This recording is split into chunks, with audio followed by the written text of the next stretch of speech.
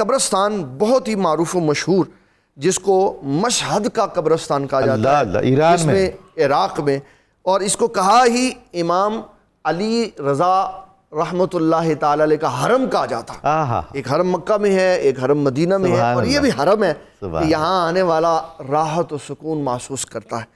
پھر بخارا کا ایک قبرستان جہاں حضرت امام بخاری جیسی بزرگ شخصیت، اور تاریخ میں ایک ایسا بے مثال قبرستان ہے جس کو محمدی قبرستان کہا جاتا ہے۔ سبحان اللہ۔ اس محمدی قبرستان کی جو تاریخ ہے وہ یہ کہ اس قبرستان کے اندر صرف وہی بندہ دفن ہوا جس کا نام محمد تھا، اللہ اکبر، اس کے علاوہ کسی کو نہیں داخل کیا گیا، اور صرف نام ہی کی وجہ سے داخل نہیں کیا گیا بلکہ اس کی پوری کوالٹیز دیکھی گئی، جو کم از کم حافظ ہو، کم از کم محدث ہو، اس کو یہ شرف بخشا کہ اس کو اس قبرستان میں جگہ دی گئی۔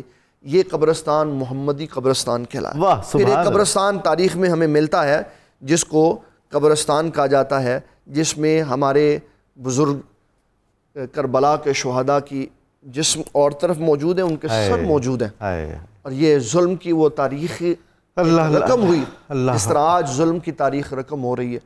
ظالم ہمیشہ سے ظلم کرتا ہے، اور اللہ تبارک و تعالیٰ بڑے لوگوں کی عظمت کو بلند کرنے کے لیے ان کی ہمتوں اور حوصلوں کو دکھاتا ہے کہ اتنے بڑے ظلم کے باوجود ان کے ایمان میں تذبذب پیدا نہیں ہوا۔ سبحان اللہ۔ ابھی بھی وہ اللہ تعالیٰ کی طرف اپنی توجہ کو کر کے بیٹھے ہوئے ہیں۔ ایک اور بھی قبرستان بیان ہوا جس کو کہتے ہیں قبرستان رحمت۔ ان نیک ہستیوں کی وجہ سے اللہ تعالیٰ نے اس قبرستان اور اس کے علاقے کو رحمت کا مرکز بنا۔ سبحان اللہ۔ تو جہاں بھی نیک بندے دفن ہوتے ہیں وہاں اللہ کی رحمتیں برستی ہیں، وہاں اللہ تعالیٰ کے انوار و تجلیات۔ میں امام بخاری رحمۃ اللہ تعالی علیہ کی قبر کی ایک بات عرض کر کے بات ختم کر دیتا ہوں۔